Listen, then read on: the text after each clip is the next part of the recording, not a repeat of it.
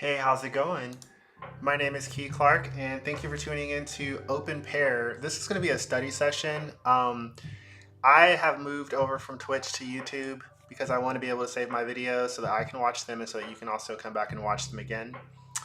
So the first part of the series is not on YouTube, unfortunately, at least yet, but I'll be adding it later on. So to kind of catch you up to speed, this series is basically focused on studying machine learning, and I'm learning this, and I'm not an expert, but hopefully you could follow along with me and learn with me.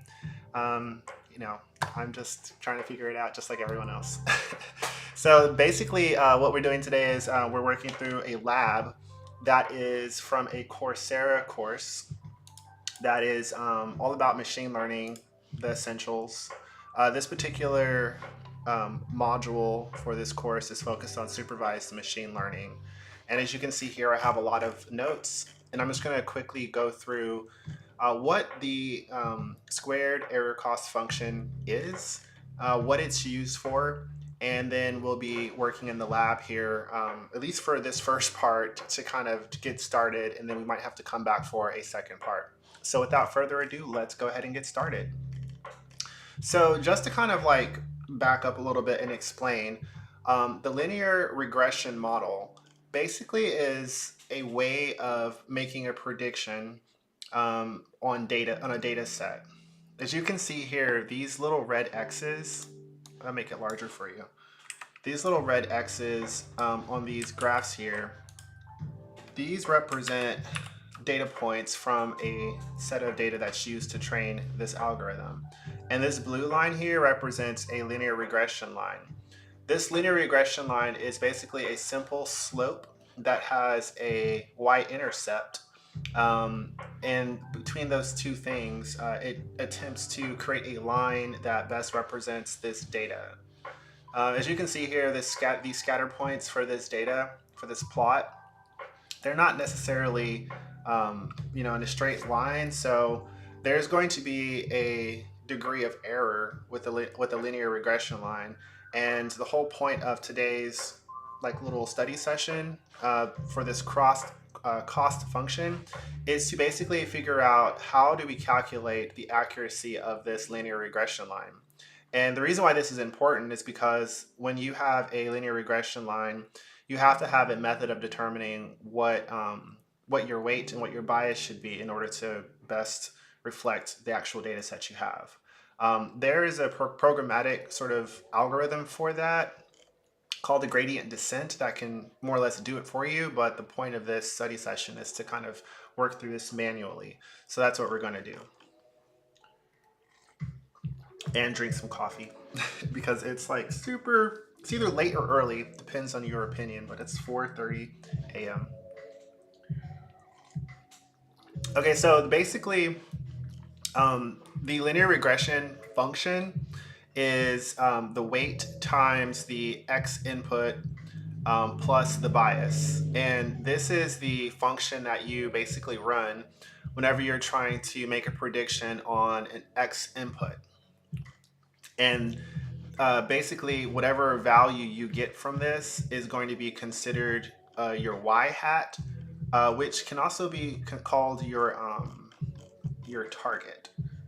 So I'm going to scroll down here. I won't go through all of these notes here, but if you want to see these here, what I'll do is I'll upload these notes to my blog, and then you can view them at some point in the future. So if you want a link to my blog, if you go to the stream notes, you'll see a link to my linktree / matter.dev, and I have a tech blog section here, and you can just go there and check for updates. I'll put all my notes there at some point. So what is a cost function? Cost function is a formula. So the function of WBX equals WX plus B. That is, I'm still kind of coming to terms with what that means, but I'll try my best to sort of explain it to you. So basically, whenever you're looking at a linear regression line, there are two components to it. There's the y-intercept, which is the point where the line crosses the y-axis. So here here, and here, right? These three different points are where the line crosses the y-axis, and those are called the y-intercept, which is going to basically be this bias. Just think about it as where the line starts. If you're thinking about it from like verticality, the W here, which is the weight, represents the slope or the angle. If you're thinking about this in like terms of trigonometry, it would be theta on a triangle. Theta would be this inner quarter, which is just the slope. So how much is the line vertical versus horizontal? So in this first example here, the bias here is like 1.5, and then the weight here is 0. So therefore you have a straight line.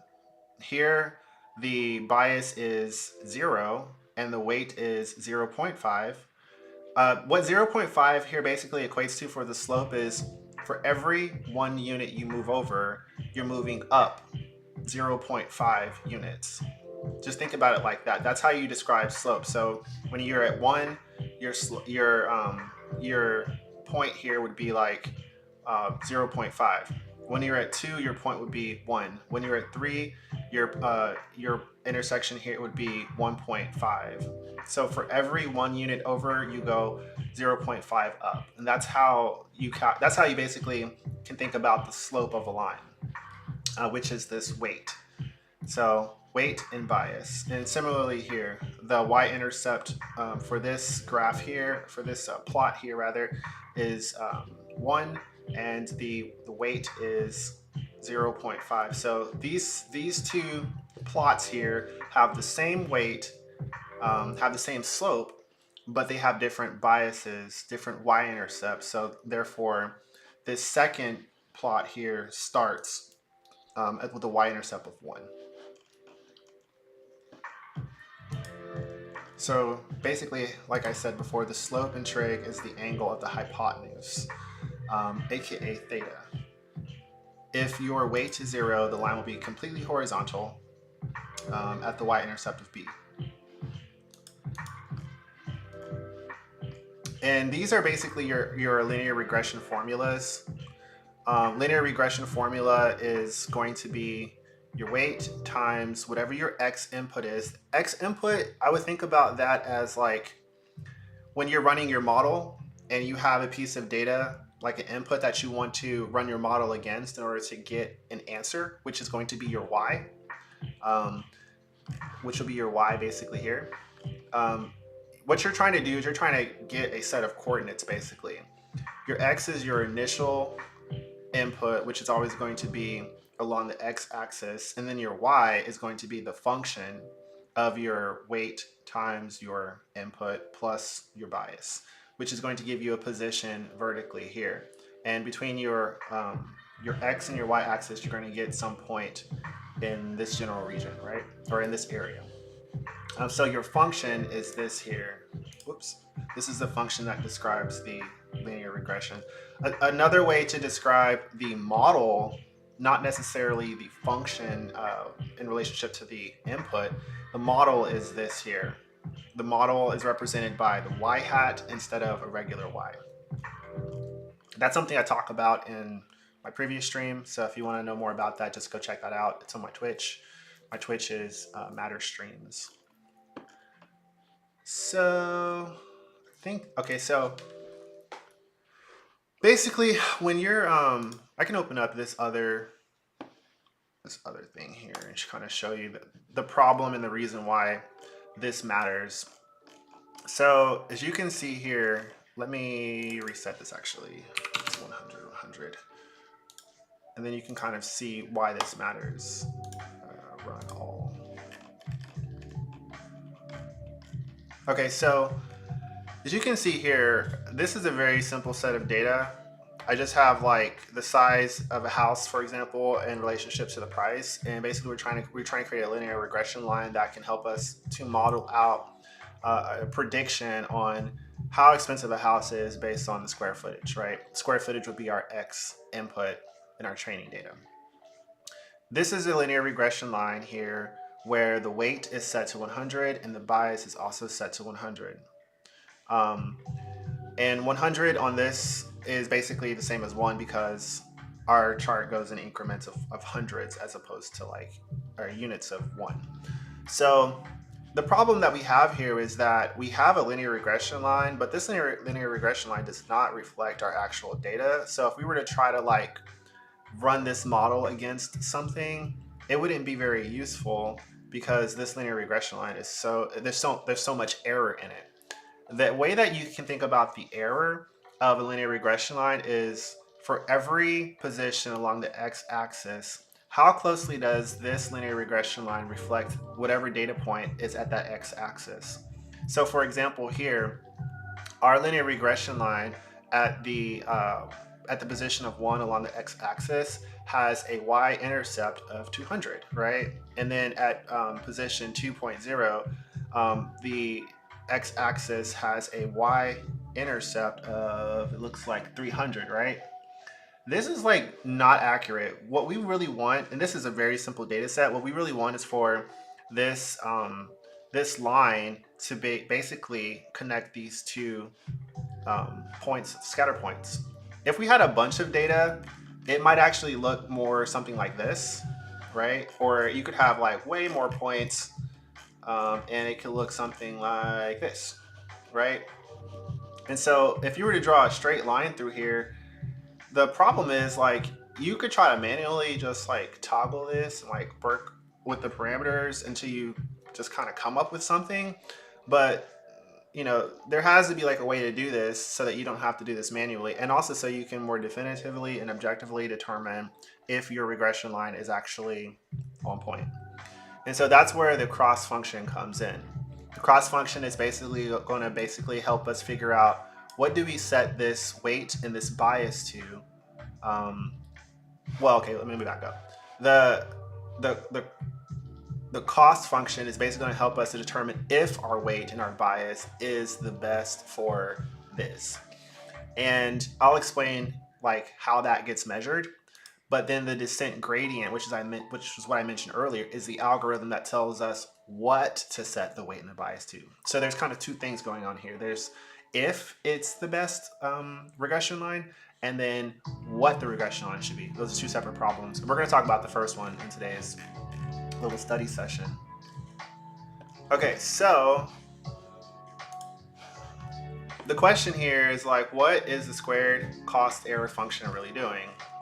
So the squared cost function, I keep saying cross. The squared error cost function is basically a formula that we can use to analyze our linear regression line in relationship to the complete data set.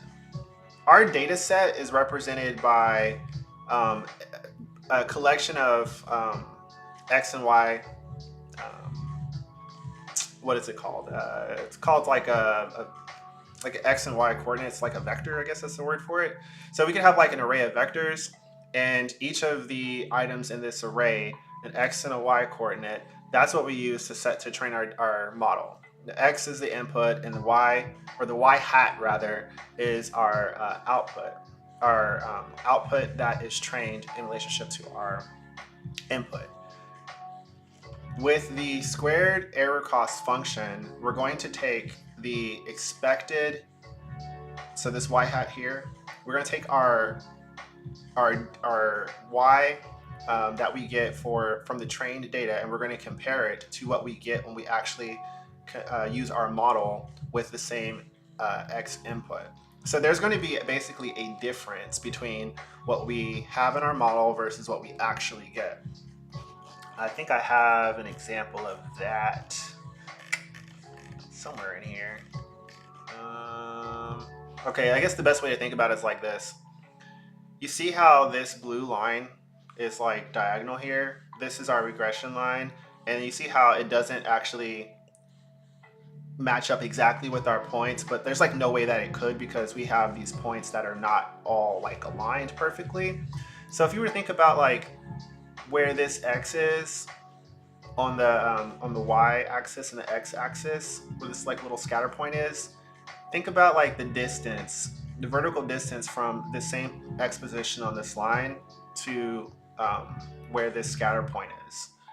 That distance from here up to here, you see the distance here? That distance is what we consider the error. And you can run what's called a summation, where you take the error for all of the model y hat points and the output target points, and then you can basically do a summation of all of these in relation to the regression line, and then you can figure out based on that a number, and that number is going to be your cost. And the whole goal is to have a cost that is as small as possible, and it's not always going to be zero. It probably won't be zero in most cases, but whatever the smallest number is basically means that your weight and your bias is the best for your data set. Yeah, so that's what this is here, and I can explain this. I don't know how much I can explain this. I'm not like I'm a math person, you know what I'm saying, but I took like pre-calculus and I've learned some stuff from physics, but it is a little challenging to talk about some of this stuff, so you might need to look into some of this if you're not familiar. Let me drink this. So what this first part here means, and I'll zoom in so you can really see this.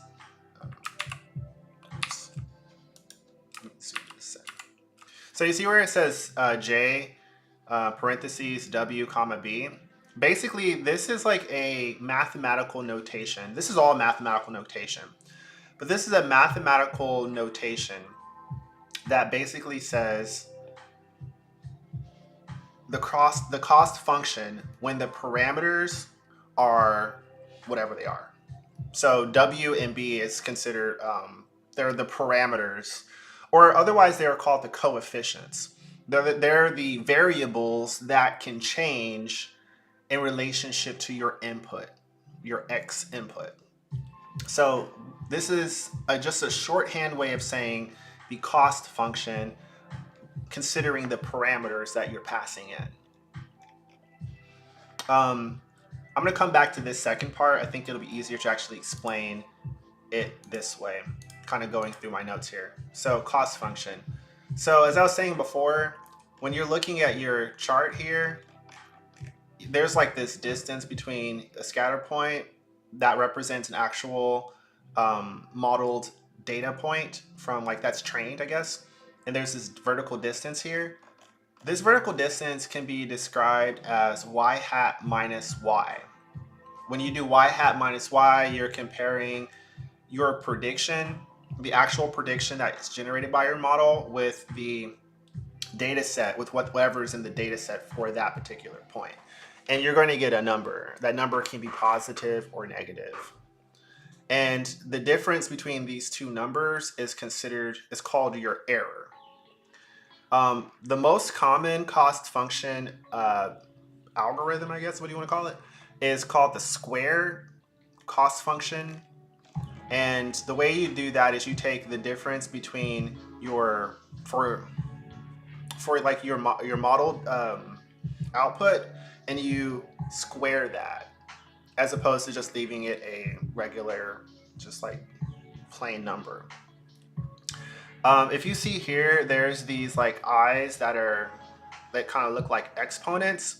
What these basically mean is like indexes. So if you're familiar with programming, you know that in an array is like I'll just kind of type it out here.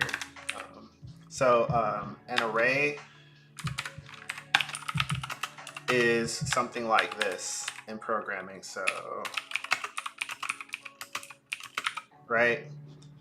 An array is just like a collection of indexes, and these indexes have numbers associated with them, and these numbers basically keep track of the order of these items. So Python is a zero index language, which means that it starts at 0 and then counts upwards. So even though this array has a size of 5, the first item here is at the index of 0. The 0th index is what they say. And this is 1, 2, 3. So basically, you can have a set of data points for your y's, and each of these indexes need to be considered for both for your model and also the prediction in order to get the square of that, right? Does that make? I hope that makes sense. I don't know. Another way to think about it, about your data set, is like this. Um, so you have like a data table that could represent an X, which in this case is the size of a house in feet squared, and then you can have a Y, which represents the price. Each of these represents a vector, which a vector is just a object with like two numbers in it, or not object, but like an array rather with two numbers in it. It's like in physics they would consider it to be like a magnitude and a magnitude and direction, something like that. But here it's like these are basically like a collection of pairs. So each of these has an index. So this would be the 0th index, first index, second index, third index. So this would be the x of the first index, of the 0th index rather. This would be the y of the first index, the x of the second index, the y of the first. Oh god, I get mixed up. Just ignore what I just said. So this first these first ones right here, these would be the x and the y of the 0th index. The second row here would be the x and the y of the first index. The third row would be the x and the y of the second index. So 0, 1, 2, 3, and so on and so forth. In this case, we're just concerned with the y's right now. The y and the y hat. So we're taking the first. So if we have a collection of data, we're going to take the first y hat, and we're going to take the first y. So both of those would be the 0 index. We're gonna take the difference between those two, and we're going to square them, and that's going to give us the error for that particular row within the data set. And we're going to basically do this for all of the pairs, the XY pairs in our entire data set. And we're going to add all of those squared numbers together. And that operation of like going through all of the items within the data set and performing some like function or some math or whatever on it is what's called a summation. Summation is like a way of iterating over something, which brings us to this next part here. So measuring the error across the entire data set. This notation here, this is a summation notation. I think this symbol here is Greek for sigma, I think is what it's called. The M here represents the size of the data set. So for example, the size of this array would be 5 because there's a length of 5. There are 5 items in here. The I right here, this represents the starting index, which is like the minimum index of this summation. So for example, if you wanted to like do this operation, but you wanted to like start at another index, if you want to start at like another index, you could do that. But for this, we're going to do everything. So this is what we're going to do here. So this 1 over m, we'll get to that later on, but it really should be 1 over 2m. But 1 over m is like the most basic thing that we're going to divide this by. And I'll explain that in a couple minutes, although I don't completely understand it. So just to summarize, we're going to perform this operation to get the error for each of the indexes in our data table.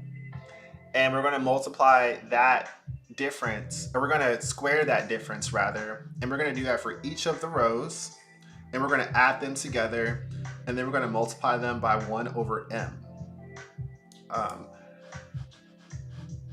We're going to multiply them by 1 over m. I think one thing that might be confusing is that there's kind of like a slight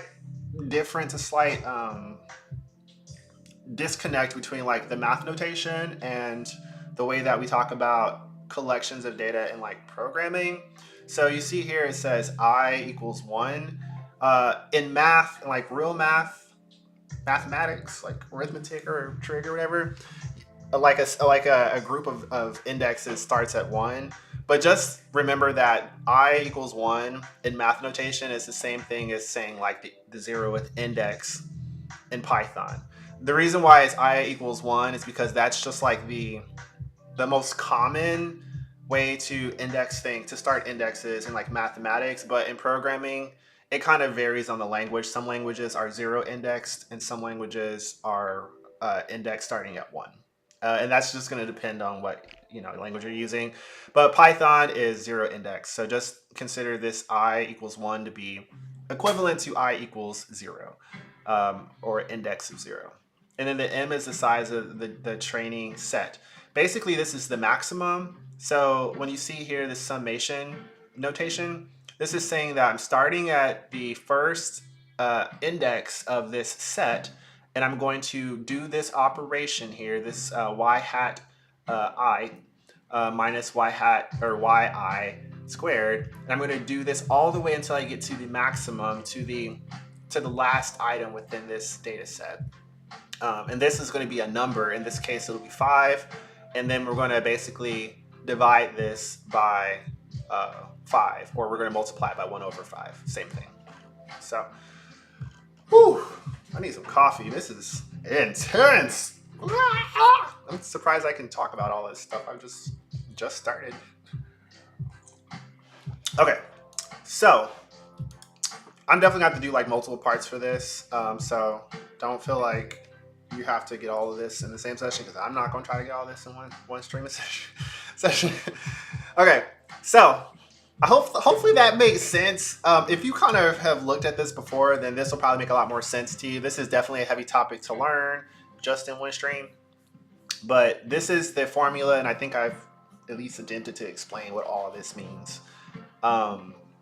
Here it says the y hat to the I.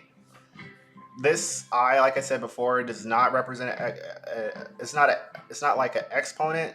This I here just represents the index of this y output in whatever my training data is.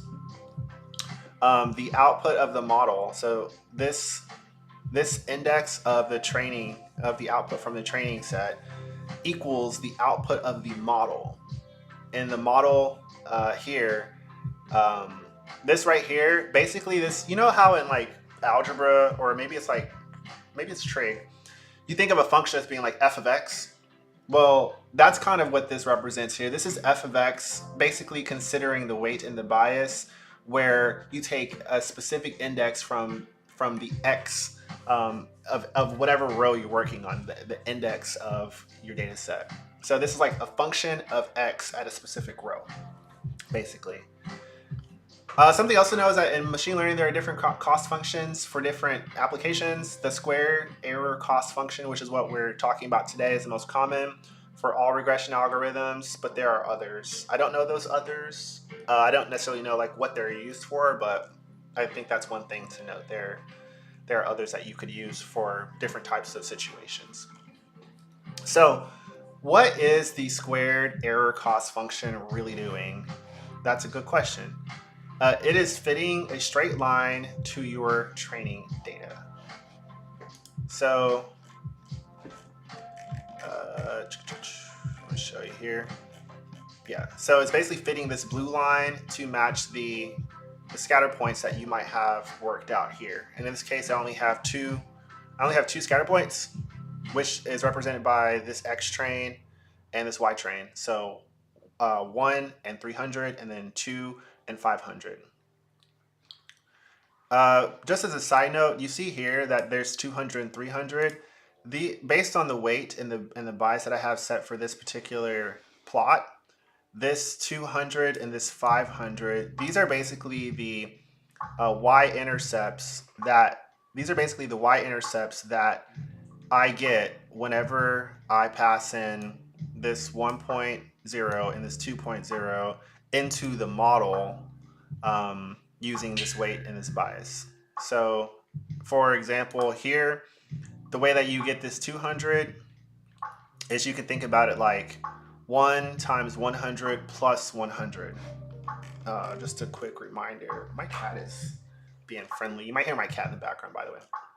So remember how I was saying like WX plus B? So it's your weight 100 times your X times 1. So that's 100 plus B, which is 100, which is going to give you 200. And you can take your weight 100 times 2, which is which 100 times 2 is 200 plus 100 is 300. So that's how this says temp FWB. Basically, this is just like a variable to hold the temporary value of my model when I pass in any of these two. In a real situation, you won't necessarily repass in your X training data in order to like observe your model working, but in this case it's just convenient because you could also have like points in your that you can also have points that you're modeling out or that you're running your prediction against that don't have a correlation with something from your training set, but that's like a problem for another day. So today we're just kind of recycling our X values for training and also for running the model. Okay, so back to this. The squared error cost function is fitting a straight line to our training data. And different parameters and coefficients will give us different lines. Something I did here that might be helpful is I just like created some examples.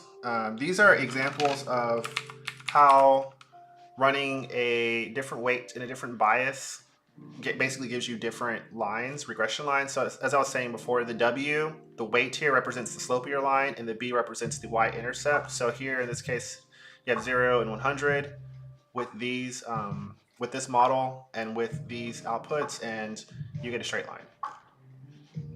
And these are all examples. I'll try to put these on my blog as well. So these are basically just showing you here that based on different weights and biases, you're going to get a different line. And you need to find the right combination of your weight and bias in order to have the best line for whatever data you have. And these are just like examples of what you could get potentially.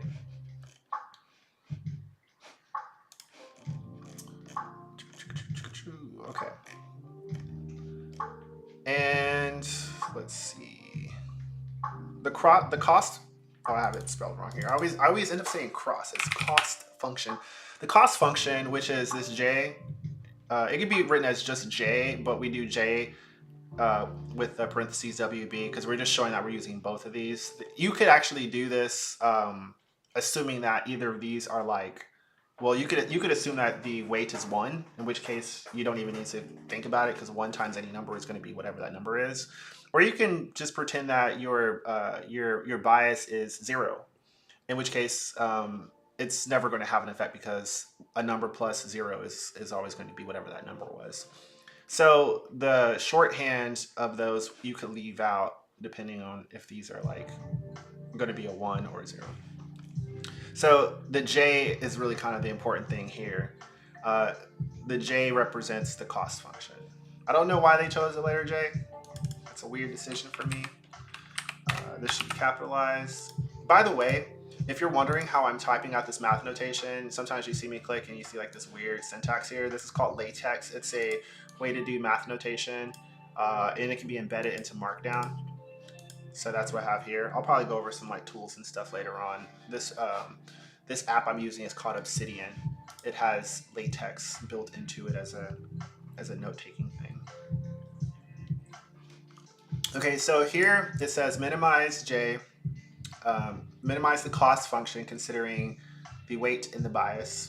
This is just a way to say that the point of doing this, or rather the goal of doing the cost function analysis, the squared error cost function analysis, is to find the smallest, the smallest error, I guess that's the best way to say it, is to find the smallest error that you can find, with the smallest number of this formula at the end of running everything, at the end of doing all this summation stuff. You want to try to get the smallest number possible because that is the lowest error, the lowest cost for running this algorithm.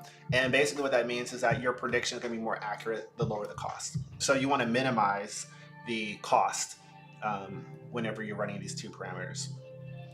So as I was saying before, you can have the bias set to 0 or you can have the weight set to 1. And doing either of those is going to basically eliminate the need to have them in your notation. So just to simplify for this next example, we're gonna assume that the bias is set to 0, and therefore instead of describing this as minimize the cost WB, we're just going to say minimize the cost W, because since B is set to 0, we do not need to include it here. Make this a little bit bigger so it's like more visible.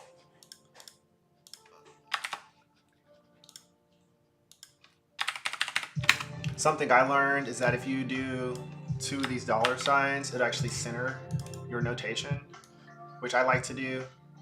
Just a personal stylistic preference. Whoops. Didn't delete that. Okay. It's late. My typing's sloppy. Okay. So yeah. So for our example here, what we're going to do is we're going to assume that the bias is set to 0, and we're going to basically run this summation, or just do the calculation of this summation, just like with some assumptions here.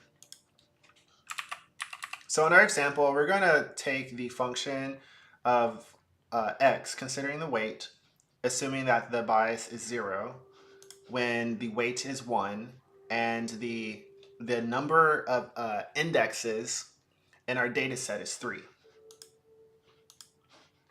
And right now, we don't necessarily need to provide a value for x for this to be meaningful, but I'm going to basically go through each of these steps.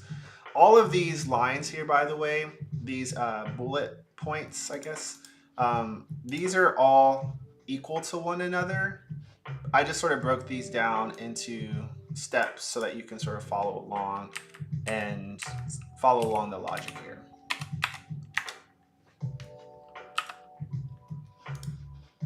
I'm doing this. I'm going to correct this here. Sorry. Okay. So the cost with a weight is equal to 1 over 2m. M is the size of our collection. We're going to do a summation of the function of x at a specific row, and then we're going to subtract that. This is from our training data. So this will be y hat basically. And we're going to subtract the actual output from that. And we're going to take this whole number and we're going to square it. And we're going to do it for each of the items. So we're going to basically do it 3 times. So that we're going to iterate over our xy's, our y hat and our y's basically for each of the items here. I don't know exactly why they use 1 over 2m instead of 1 over m. But from my understanding, that is the most common way to do it, although either one is fine. I think there's probably some more like nuanced reason why, but in the course I'm taking, they just suggest doing 1 over 2m. So that's what we're going to stick with. So the function of x with the weight can be rewritten as the weight times x at a specific index. There is no bias here. Otherwise, it would be wx at an index plus the bias, but we don't have that here, so it's just this. So if our bias is 0 and our weight is 1, then that means that this is going to be just x at the I is going to be the same as our y hat, which is the output of that input, if that makes any sense for my training set, and it's going to be whatever x is. So it'll be, so in this case, like wx to the I index is going to be the same as y hat, and we're going to make this subtraction here, and we're going to square it. Because these two are the same, because this y hat and this y are going to be the same, it'll just equate out to 0. And so even without having like a specific number for x here, it's going to be 0 in this case. And as we mentioned before, I don't know if I mentioned this, but when you try to do like a square of 0 or like multiply by 0, you're going to get 0. So in this case, these are 0 squared, 0 squared, 0 squared. There's one of these for each of the for the maximum of the summation, which is 3. So it's 3 of these. All this is going to be 0. So we're going to have 1 over 2m times 0, which is going to be the same as 1 over 6, because 2m is 2 times 3, which is 6. 1 over 6 times 0 is 0. And then this so basically here what we have is the cost of our weight, which is 1, equals 0. I hope that makes sense, because I know for me it barely made sense. Barely. I tried. That's why this is a study session, because sometimes like I feel like I know this stuff, and then when I have to talk through it, it's like a whole nother thing. But they say when you talk through things, it's supposed to help you. So I guess maybe.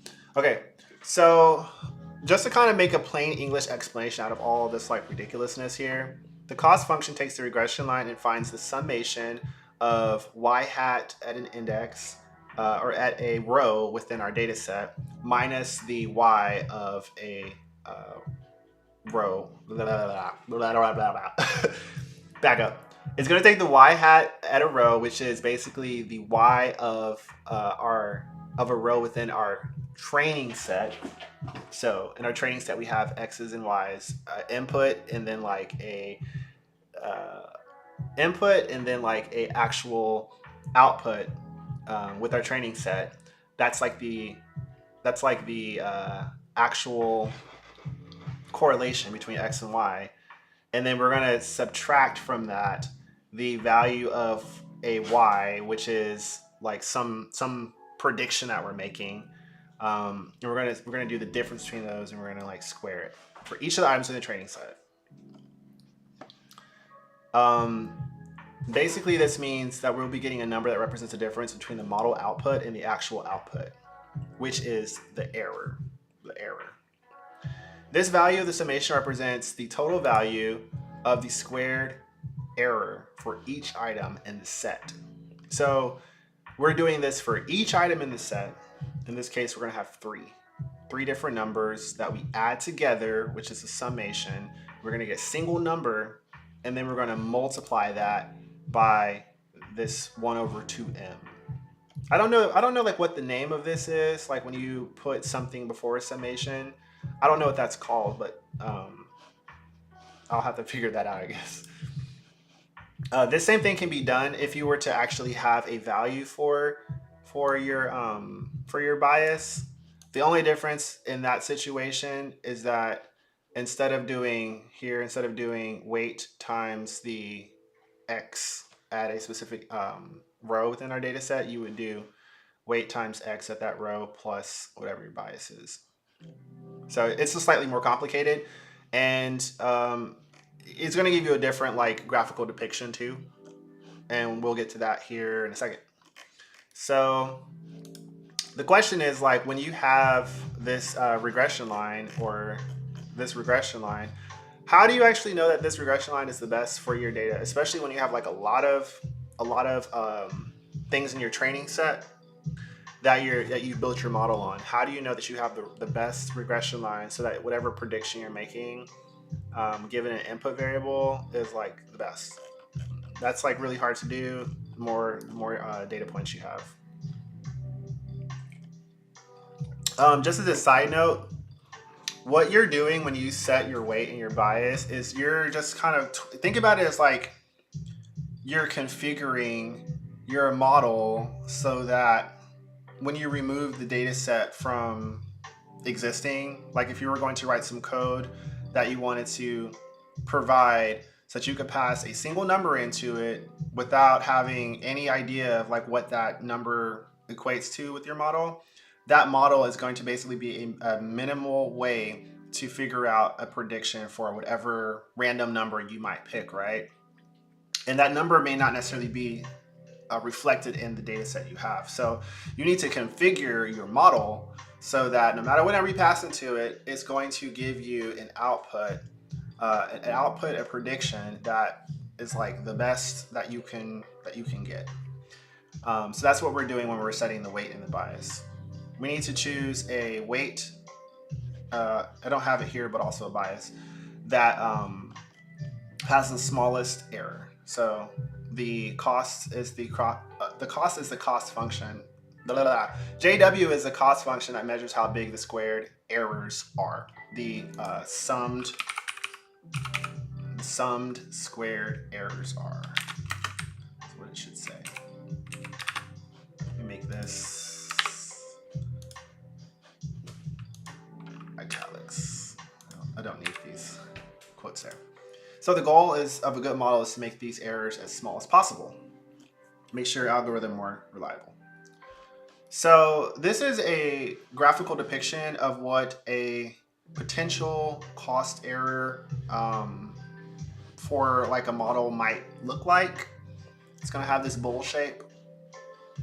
And if you can see here, these are all if you're just only considering the weight for your cost error function, these are all of the potential positions for for some fictional model.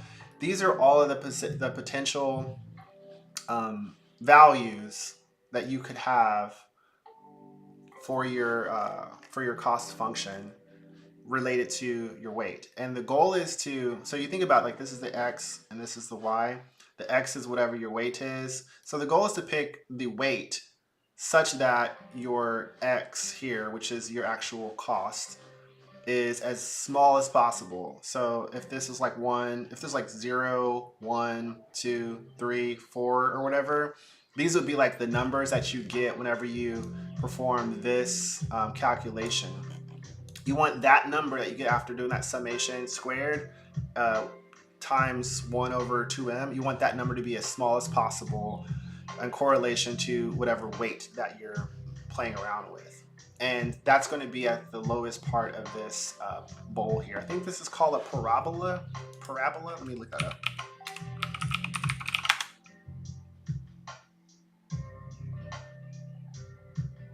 I don't know if this is always a parabola, but a parabola is when you have like a mirrored U-shaped curve, symmetrical. I don't know if this is always symmetrical. I'm assuming that for a linear function, this is probably always symmetrical, but there might be cases when this is not. I just don't know that, so don't take my word for it. But whatever the lowest point of this parabola is, so the weight in correlation to the cost. And that's what this means when it says minimize here, looking for the lowest one. It gets slightly more way more complicated when you're thinking about the cost function that includes a bias, because just think about it like this. If you have a weight, then this parabola here represents like a multiplier. So it represents like one single coefficient that's multiplied by whatever your x input is. So like if your weight is like 2 and your x is 1, then it's going to be 2. If your x is 2, it's going to be 4. If your x is 3, it's going to be 6. So it'll be 2, 4, 6. So it's not going to be like a straight line or anything. It's going to actually have a curve, because that number does not, because when you're multiplying, it's not going to progress linearly along the y-intercept as you're like moving along the x-axis. So that's why there's a curve here. It's going to have like a non-linear output when you're multiplying with your coefficient like that. But when you're doing like your weight and your bias, it's going to be more complicated, because this only considers one parameter and we're considering 2 at this point. So there's a 3D way of modeling this out that we're going to talk about probably in the next stream. We're going to work through, and this is a way of figuring out your cost in relationship to your weight and your bias here. So this is your y-axis, which is your cost. So this vertical one here. This is your x-axis, which is your weight, and then this is your z-axis here, which is your bias. So where all 3 of these numbers intersect is going to give you some point along this. I don't know what the name of this shape is. I have to probably figure that out, but whatever this shape is, there's going to be some intersection where all 3 of these meet when you perform this cost function. There's another way. So this is called the 3D surface plot, and then there's another way to do this called the contour plot, which is more complicated, but it's just basically doing like a cross section of this 3D thing here, so you can depict it as being 2D. I would love to explain this to you, but I'm gonna have to do that later because I have not quite integrated the understanding of this into like my mind, my mental model yet. But hopefully one day soon I'll be able to explain this to you. Whew. Okay. So the last point here is that I mentioned at the beginning, there has to be like some type of way where you don't have to like toggle these parameters manually in order to get your costs, in order to find out what the best numbers for your parameters are. And the way you do that is called gradient descent. This is a programmatic algorithm that automatically finds the values of your parameters for the best regression line to use in your data set. That's not something I'm going to cover in this part of the series. I'll do a very specific stream for that. So stay tuned for that. So this has been a lot. My brain is like spinning right now. Yours is probably too if you've made it this far. If you made it this far, I want to say thank you because this is a lot. There's a lot to digest. But we'll get through this together. And like I said, I'll be posting these notes on my blog. If you want to know more about my blog, my tech blog, all you have to do is just go to my link tree. All the links and stuff are posted in the description for this live stream. My link tree goes to my tech blog here. As you can see, it hasn't been updated in a very long time, more than a year. But I'll have a special post in here where all these notes will be. So it'll be easy for you to just take them as cheat sheets.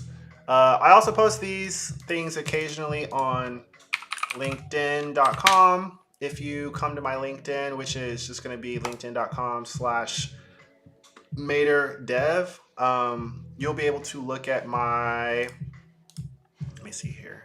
You'll be able to look at my post here, and you'll be able to see that I've been posting these as PDFs here as well, but they're just not going to be as organized. So either place you could probably check. If you want to get these cheat sheets sooner than later, check the LinkedIn. If you want to see these in my blog, just keep track of that. I don't have like a RSS feed or anything right now, but I'll get that set up at some point. But anyways, let me stop rambling on because I can ramble all day. I'll let you go. Thanks for watching. I'll be back probably later on today, or maybe tomorrow. I don't know. I got to figure out a schedule, but thanks for tuning in. I'll catch you later. Peace. Oh, my name is Key. I didn't say that, but whatever.